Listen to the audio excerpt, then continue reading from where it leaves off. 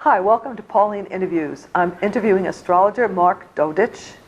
I don't know why your name's easy, I don't have trouble saying it. Mark's been an astrologer in the area for many years, and Mark is a well-known astrologer. He does things on the East Coast, he does things up in Seattle, and astrology is an interesting topic. We're going to be more specific right now. We're going to talk about esoteric astrology, and it's used for spiritual growth. Is that right, Yeah. Mark? What many people don't know is astrology is a gigantic topic. Like if you said somebody was a medical doctor, well, that's quite a broad topic. You got all these specialists and all the things. Well, astrology is the same way. There are different branches of astrology, different styles of astrology, and then within astrology there's even more branches. And one of the branches that I'm most interested in is what's called esoteric astrology, which is more directed on why am I on planet Earth, what is my service here? Where when you go to a regular astrology reading, normally you're talking about career and your love life and your health and all that. And we do that in esoteric astrology too, but it's more focused on what is my service here on planet Earth. And so the people who are attracted to that consultation or that realm of thought are people who have kind of gotten through, well, I'll use an example. There was a lady named Alice Bailey who brought forth a being called the Tibetan, who later became known as Dwa Kul. And they brought all this knowledge to us. They're really hard to read blue books that you'll find in a metaphysical bookstore. And they found that there were like 7 different frequencies of energy that they call rays. So just kind of the quick short story is out of oneness, which they would call the great central sun, or I call it white light just because my story tells better that way. In oneness, you have no polarity, you have no duality. So you want to make a person or a telephone or a camera, you need to give the illusion of stepping that energy down into polarity. Yin yang, male, female, positive, negative. You mean making something from energy to physical? Is that what we're talking? Okay. Yeah. So out of the oneness, we would say that we're going to shine this light through some sort of a cosmic prism. Out the other side come 7 different frequencies called rays, and then those would filter in through our solar system. So for example, 2 people may have the first ray, which is, if many people are familiar with Archangel Michael, is associated with it. And that is about being in your power and will. Well, an Aries is going to experience that differently than maybe a Taurus is going to experience that. So what you do is you take all of this information from the esoteric level, and I have some methods for calculating the universal rays. So as an example, a ray is universal, where your sun in Cancer is our little corner of the Milky Way galaxy. So what we're trying to do is take, well, what's our personal being, and what is our, I don't know if we want to call it our higher self or our God self or whatever, and how can that be used to bring a higher service to planet Earth? Well, my photographer, Phil, he's a Libra. He just had a birthday. Sure. So how would this help him? Well, number one, of course, with astrology, you have to look at the whole picture. Right, and what we're doing here is just trying to make a nice... that's true, yeah. But I'm going to answer the question anyways. Okay. In esoteric astrology, Libra is associated with the planet Uranus, which is a revolutionary. Whereas in regular astrology, Libra is associated with Venus. We want to fall in love and bring grace and beauty and harmony to the world. Well, like if you picked up a textbook on Libra, that's what they would talk about. Oh, your relationships, your harmony, being a diplomat, all of that. And all of that's still valid. But that's at this level. And say you're saying, well, I know that I'm here to be of soul service. There's more to life than paying my mortgage and all the things of the ego. Well, in this case, that would be, or Libra would be revolutionizing people to live in a higher balance, in a higher set of values, would be the higher vibration of that. And the lower vibration, not to make it sound negative, but I just want to do relationships. When's the love of my life going to come through the door? Right. And I'm not knocking that because we all want that. But in and of itself, there's higher frequencies of vibration that we can tap into, and that's what esoteric astrology and these 7 rays is about. I know these 7 rays have different colors. Does that correspond with the 7 chakras? When you try to make a universal thing fit into a local solar system thing, It fits just enough to get you in trouble. Uh-oh. So yes, there are some correlations. For example, with the first ray that I mentioned that was associated with Archangel Michael, most people associate that with blue, like the blue ray. And then the seventh ray, which we'll talk about before we're done, is the violet flame. So, and people agree on that it's the purple or the violet color. And in between, there's contradictions and different philosophies, and the way I deal with that with clients is I say, just call in what you need. You don't need to not intellectually know what it is. You just know that you need this energy of healing for whatever's going on in your life. And did I miss this? How did the 7 rays come about again? Well, I don't know how it came about. Okay. I mean, it's just like, how did the universe come about? But the short answer is out of the oneness, you want to create a universe. You want to create a planet. You want to create a chair to sit on. You need to step that energy down. And the idea is we each come in with certain of these frequencies of vibration, what's called a personality ray, which is what do I need to do to get through my day-to-day life. And then the soul ray is, well, aren't I here for something more than, my ego gratification? Exactly. So I'm just putting it out there, but some metaphysical people will say that before you came into this body, this lifetime, you've made some contracts. So maybe you've made contracts on what time you're going to be born because you know what you...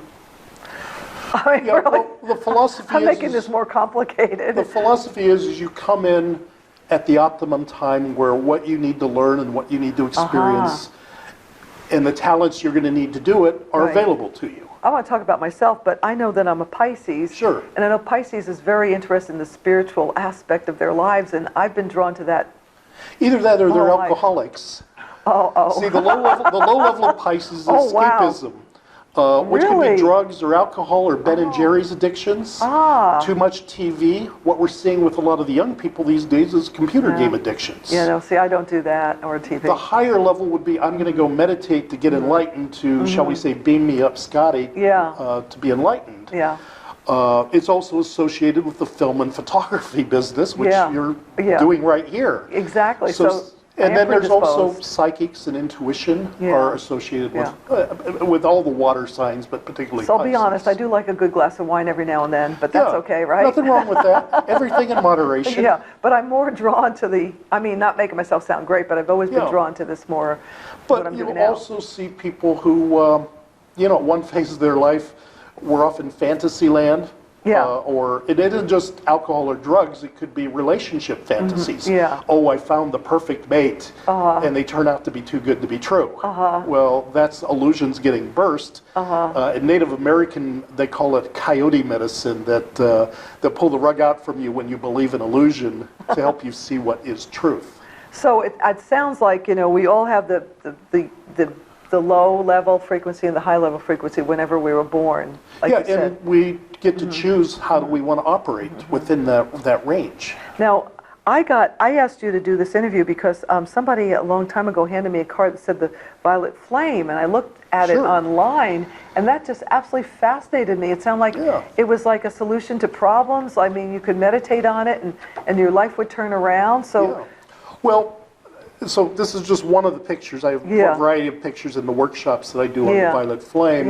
But the word we use is transmutation. It's changing energy. So number one, before you work with the violet flame, the first lesson is no judging. Okay? So let me give you an example. Say you're doing healing work on somebody who has a disease, cancer. Well, a cancer cell vibrates at a very low frequency compared to a healthy cell. So you're going to go in and call in the violet flame to transmute this energy, and there's a variety of techniques and different philosophies out there on that. So we won't get caught up in various people's dogma, but you're going to go in and you're going to work with that person to raise the frequency of vibration of those dysfunctional cells within the person, and you raise that frequency of vibration to the highest level that they're able to go, and then you have to suspend your judgment, because that person can choose to say, I've had enough of planet Earth, I'm out of here, or they can have a miraculous healing, and what they choose is none of your business. Your job was just to be this vehicle to change or transmute. Think of the old days, alchemy, lead into gold. Well, this is energetic alchemy. We are changing the frequencies of energy. So we're taking responsibility, just as many people believe on the planet at this point in time, that the frequency of planet Earth is changing to a higher level. And sometimes that's hard to see because it's the old joke, you know, to make an omelet, you got to break a few eggs. And so right now things are a little bit messy because we're in a remodeling or, you know, reinventing or regeneration process. It's not fair to ask you, but I've read that, and a lot of people that are metaphysical think we are raising our vibration higher and the planet's going to get better. So but then a lot of people think it's not. I want to believe it is. Well, and I think that's where we focus on. There's a master by the name of Saint Germain, and I've got a picture here that I basically stole from the internet. I don't know where it came from. But we don't want to say stole on this show. Well, I just want people to know that it's I'm not your claiming drawing. Ownership. Okay, we don't make any money from this. No, I'm passing on the work of somebody else, and want to honor them, even though I don't know who they are. Whoever you are, thank you. Yeah, but it's the idea that sometimes when we look at the news day to day, we kind of think the world's going in a bad direction or it's scary or what have you. And I like to remember that, hey, there's higher forces at work here, and that by us tuning into those higher forces to be able to change the energy, that it's helpful. Absolutely, there's more to it. It's kind of that example of, you know, the old story of the 100th monkey, or the practical example is, you know, when I first moved to Portland, you had to go to some ratty old store to get your health food out of the bins in the old school way that it used to be done.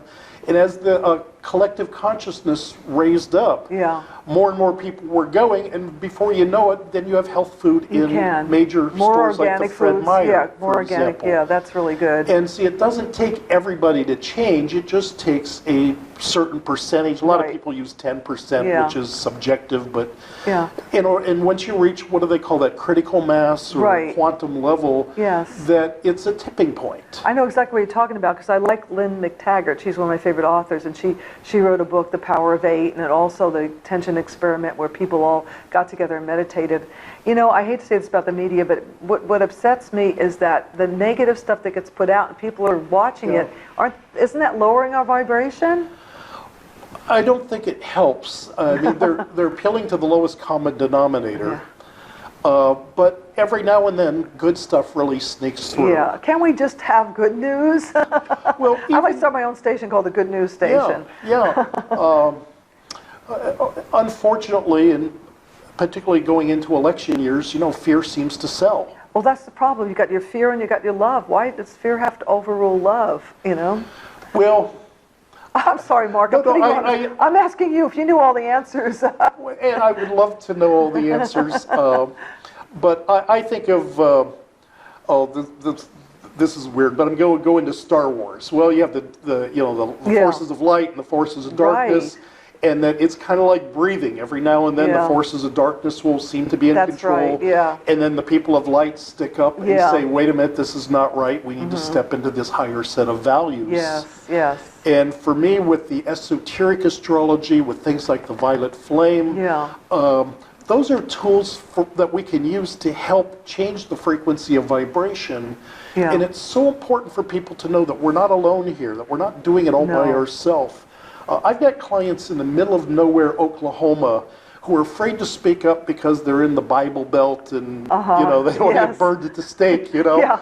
And they're just... And they're wishing that there were other people of like mind for them. And I know they're there. It's just they don't have the openness in certain parts of the world or certain parts of the country that maybe the West Coast does. And so it would be important for everybody to know that we're not in this alone, and that's what this picture represents to me, is there's help available, and we are changing the frequency of vibration of the planet Earth. And as souls that know we're here in service, we can support and help that growth. Yes, and I want to say about the violet flame for people that are watching that, they can go online, I think, and you just Google the violet flame and they can actually meditate. They have a 30-day challenge for it too. So if people are interested, that's a good way to raise their vibration. And what I'll say about that is the internet has a lot on it. Some good and some not so good. So you got to look. But the violet flame should be okay? It should, but use discernment, because there's some groups that are more dogmatic. and others that are more flexible. Okay. And the other thing, if they're interested, if they wanted to send me an email, mark@astromark.us, Right. I've got about an 8-page just general information on the good. rays and the violet flame, good, and yes. I'll just reply with the free PDF. It's just, Oh, that's great. it's just something I like to get it out there to let people know Yeah. about it, and And then they can move on from there. eventually I'm going to get it onto the website that's easier to Yeah. download. But right now I always want to make it a little better, a little more. I keep Right. wanting to add stuff. That's good. That's a good thing. It is, except that sometimes it never gets out because you always want to add one more thing. Yeah, well, that's true. And then the energy associated with that is a person named Saint Germain. Yeah, I want to know about Saint Germain. Well, yeah, he looks So- very interesting. So each of those 7 rays has what's called a master and an archangel. So the master's kind of the boss of the ray, and then the archangel is the messenger, so to So speak. Saint Germain is the He's master, the master. Chohan, I don't know how you pronounce is the- O-H-A-N. is the archangel. Is the master, and there's an archangel by the name of Zadkiel. Okay. And now there are variations out there, so Now, who not was everybody Saint- agrees. Who is Saint Germain? Well, many stories surrounding that, but Oh. he's a person that many believed in different forms lived for 500 or 600 years. He had a very rigid diet in order to keep him living. I don't know, that sounds like fun to But me. he was, well, yeah, and I've read stories of that he'd go to these parties and, he'd be the guy who couldn't eat what Oh, they were dear. serving Jeez. because he wanted to maintain the highest vibration through the food he ate. Oh, I understand, yeah. But the idea is he was an alchemist. He was a person who knew how to change energy, which is why here is this violet flame. And many people believe that he watches over planet Earth, and particularly the United States. Yeah. I could tell a short story, but I will tell people I don't know if it's true, but it's been around for a long If you time. could tell it quickly, go ahead. When we were forming the Constitution of the United States and questioning whether we were going to rebel against Britain or not, they had a meeting and all the doors were closed and locked, and it looked like it was going to go as a no vote for creating the United States. And some being got up and made an eloquent speech, and everybody then changed and voted for the Declaration of Independence. And when they looked around, there was nobody there anymore. I either read that on your website or I Yeah. heard that story. That's amazing. It's a story that's been around. Could be him. It may be true, it may Yeah. not, but they do believe it was him. That's interesting. And because the doors were locked, nobody Yeah. in, nobody out, and yet here was this eloquent speech by a person who wasn't there. That's amazing. I like to believe that stuff because it's uplifting. It sounds good. Well, and for me, it helps me see that perhaps the United States has a purpose, a higher Yeah, purpose. a higher and- purpose, yeah. And that it would be important for us as a country to remember that we need to live in Yeah. these higher values, even if other countries aren't. Right, right. We have to set an example instead of going, oh well. Yeah. That's another whole interview. But Yeah, boy. I love talking about astrology. It's fascinating. We'll have to do it again if you have time. Will do. While you're here in the Northwest. And thank you so much for taking the time to come here and interview with me. I appreciate it. Namaste. Thank you. Namaste. That means my spirit greets your spirit. The spirit I of me see greets... good things in you. Oh, I like that. That is great. Namaste. And namaste. And thank you for watching Pauline Interviews. If you like our show, please tell your friends about us. And also, we wouldn't mind if you subscribe to the show. Thanks a lot.